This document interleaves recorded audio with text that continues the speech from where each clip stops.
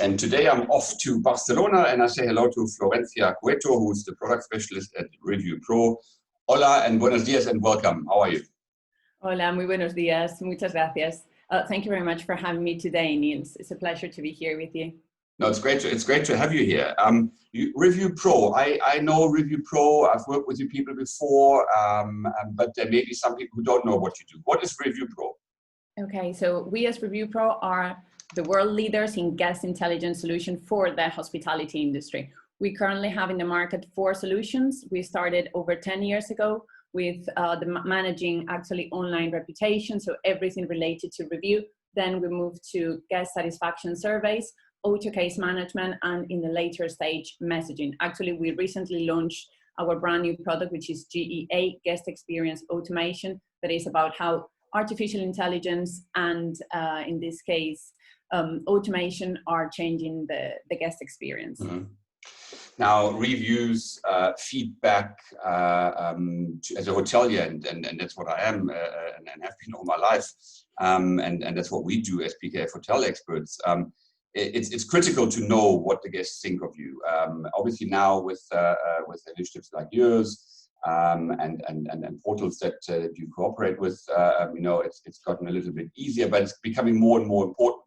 And I think it also has given independent hotels a bit of a chance to position themselves a bit more. Tell me, we're now in a crisis, but let's look just before the crisis hit.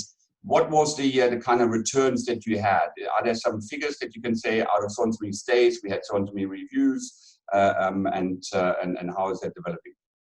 Yes, so prior to the beginning of the pandemic, we used to collect 100 million reviews per day, right?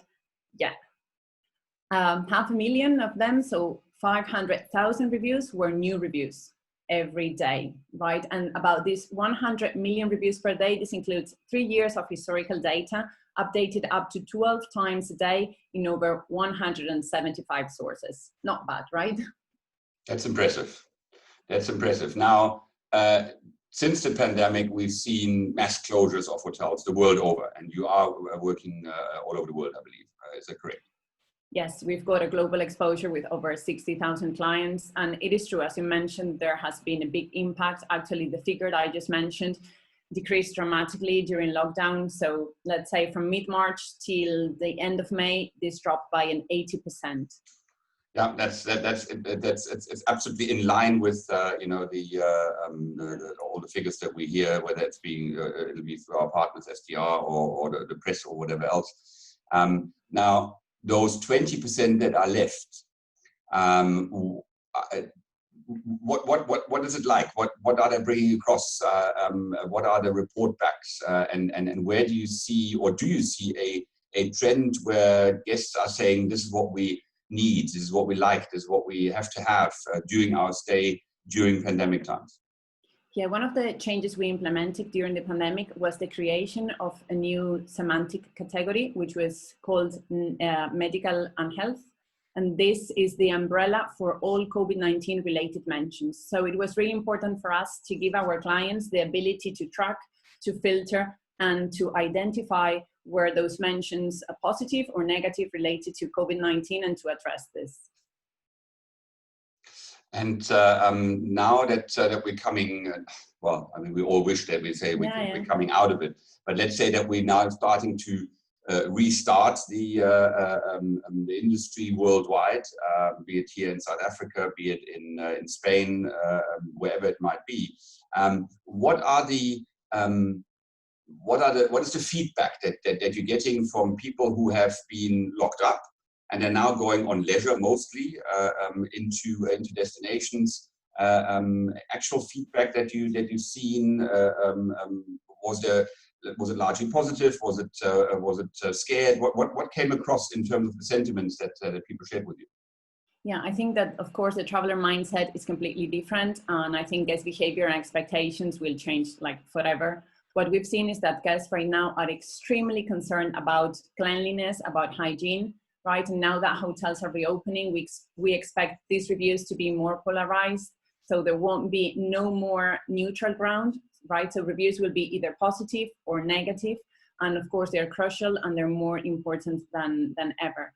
We are seeing related to, again, as I mentioned, to the medical and health and to COVID-19 mentions in some cases, very positive mentions about the staff. So how staff is dealing within those hotels that are opening, how they're keeping all the protocols, how they're informing clients about protocols. So let's look at that side. I think it's very positive that hotels are reopening. We in Spain are actually, I think, the top one worldwide at receiving more bookings for the summer 2020. So fingers crossed. I think the industry has reacted in a very agile way, and they are thinking about different software solutions that can support them and can actually improve their guest experience whilst they're on property. Mm-hmm. Now, with all these reports that you're getting from various portals, I mean, be it the better known ones, TripAdvisor, or the ones of the booking engines as well that have their own, you aggregate and all of those and bring them all into report status and whatever. Now, is there a difference? I would be interested to see in relation to the occupancies currently achieved.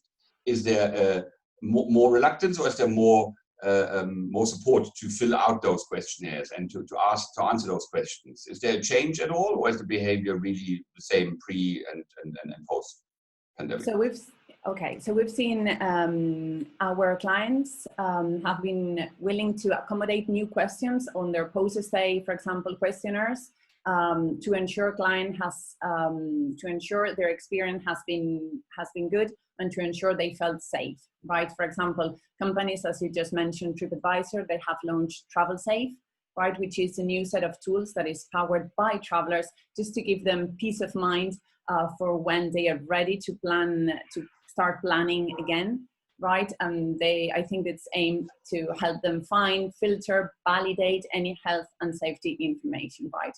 And reviews are a big part of that. Actually, TripAdvisor has added prompts to the review submission form so that the traveler can validate safety measures and share experiences. So I think this is going to be key moving forward. I would agree with that, because that means that I can have a look at as a traveler, and not just, do I like the facilities? Is the restaurant good? And is the pool service great? But also have visitors felt safe and their health being looked after, which will be with us for a while, no doubt. But it also helps, I think, to normalize the situation and to learn to live with it rather than keep being locked up, because that cannot be a solution, definitely not. Now, looking ahead, the trends that you see, the answers that you get from that, or your own initiatives, what are they? What are the plans to keep doing what you're doing and to improve on it, maybe to make sure that there is that communication to and fro, which is so critical these days, and real-time communication? Yeah, I agree with you. I think that during uncertain times like the ones we're living in, information is absolutely key, right? One of the trends we've noticed during the past months is that guest messaging is no longer a nice to have, but you need to implement a mobile-centric model that can actually help the guest experience in this post-COVID-19 world, right? Because let's face it, competition is going to be fierce, right? So communicating with your future and your former guests, it is important to actually better understand their experience and, as you just mentioned, reassure them and set the right expectations, right? And I also think it is really important to ensure that this communication can be automated.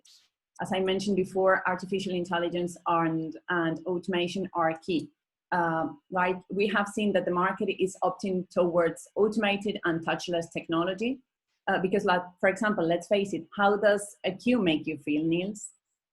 Yeah, we don't like queues. I mean, I don't like queues anyway. I never have. Germans are not very good. The Germans are not very good at queuing up. It gives us mixed feelings, I think. Absolutely. Right now. So I think, yeah, for sure. So it is important to actually understand the new guests, their needs, their desires, to be able to capture those requests during their stay, carry out, if needed, service recovery. And this, of course, is going to help hotels to protect online reputation, right?